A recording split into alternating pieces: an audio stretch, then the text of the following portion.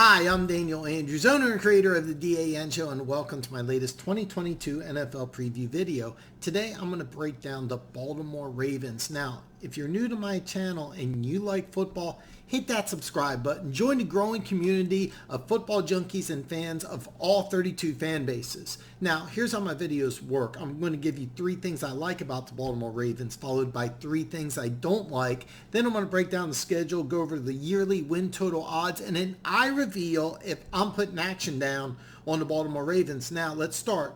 3 things I like about the Baltimore Ravens. The first thing I like about the Baltimore Ravens is players coming back from injury. I don't remember the last time I seen so many starters go down in preseason. In fact, I actually thought Harbaugh, even though the Ravens finished 8-9 last year, I really thought Harbaugh deserved serious consideration for Coach of the Year just because of the players that he had to coach. I mean, I personally don't remember a time when so many players got injured, starters got injured. So basically, it's like this: if the Ravens stay injury free, they are in contender to go to the Super Bowl. The second thing I like about the Baltimore Ravens is their draft. In my opinion, the Ravens had the best draft in 2022. Even their final pick, a 6th-round running back out of MU, will make the team, and he will contribute in 2022. The only draft pick who's not going to contribute in 2022 is a 2nd-round draft pick, David Ojabo, who got injured as pro day. He's going to miss all of 2022. But before the injury, he could have easily gone top 10. The other 10 players drafted are all going to make the team, and they're all going to contribute in 2022. A couple of them are going to end up as starters. But bottom line, when you draft 11 players and 10 make the team, 10 are going to help. The 11th one's going to be a starter in 2023. That's a great draft. And this is a direct correlation to the third thing I like about the Baltimore Ravens, and that is one of the great organizations in all of sports. And I was debating on this being just coaching staff, because I think the Ravens do have one of the top 5 coaching staffs in all of football. But the way the organization's built from top to bottom, this is one of the best run sports organizations, not just football organizations. And when I look at the draft, it's just kind of indicative about how well this organization is run from top to bottom. So again, I could have this third point just be top 5 coaching staff, which I think they are. But the reality is everybody in the NFL knows that this is one of the best run organizations in all of sports. So to recap the 3 things I like about the Baltimore Ravens, you get players returning from injury.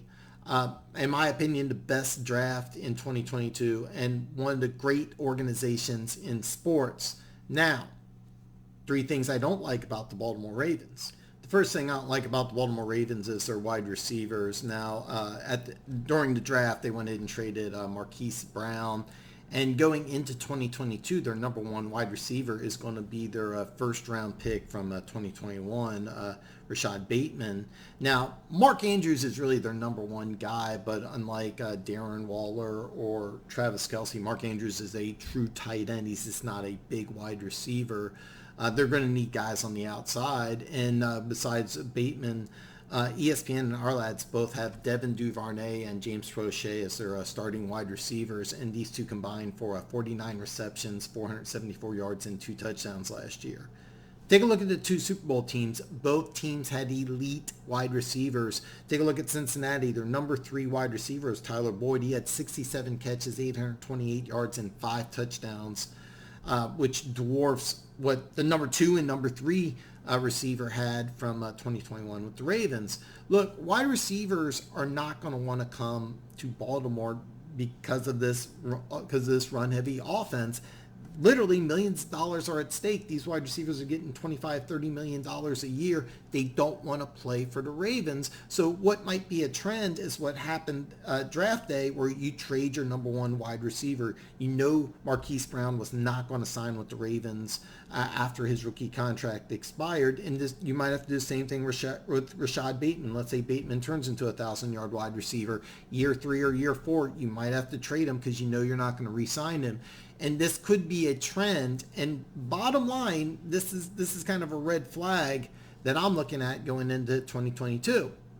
The second thing I don't like about the Baltimore Ravens is the Lamar Jackson contract situation. When I break down the yearly win total odds, I'm going to break down that a lot of sports books have just taken the Ravens completely off, and they're not allowing action on the Baltimore Ravens at this time. And with the Lamar Jackson contract situation, you have three questions. Number one, is Lamar Jackson going to play? As I'm making this video, he's a full go. He's in training camp. It looks like he's going to be a starting quarterback for 2022. But is there a chance that he just says, hey, look, no deal, I'm not going to play? Because if so, the Ravens aren't making the playoffs without Lamar Jackson. Second thing I'm worried about is that, does he alter his play? Does he try not to get hit? Does he throw the ball more? I mean, you could be looking at multiple issues since he's trying to earn several $100 million. I mean, I wouldn't blame him, thinking, hey, I got hundreds of millions of dollars on the line. Maybe I should throw the ball more. Maybe I should slide. Maybe I should get out of bounds.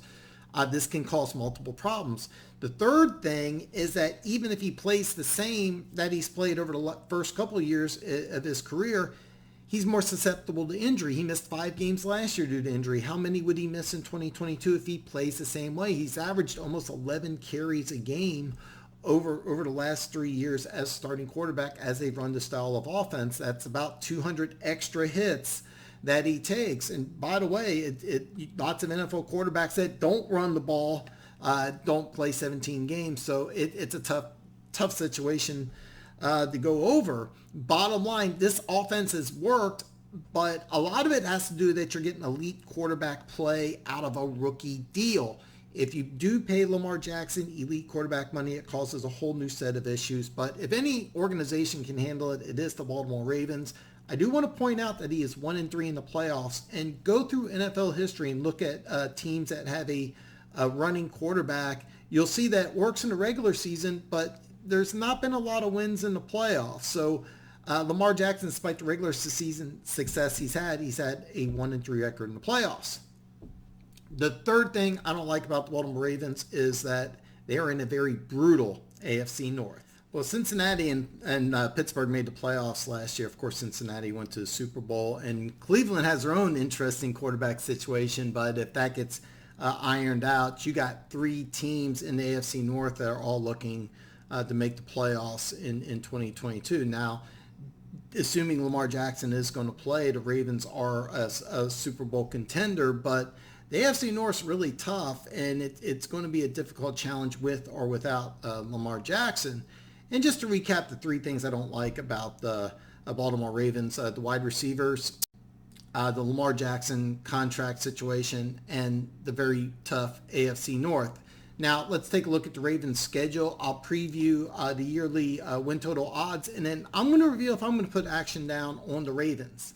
Now, Baltimore does have a very favorable schedule. They do open on the road, but it's a very winnable game at the New York Jets. Then 4 out of the next 6 games are at home. You get a neat little advantage week 9 because you play Tampa Bay Thursday night, where the Saints play on Sunday, so you get a few extra days of preparation for the Saints week 9 on Monday night.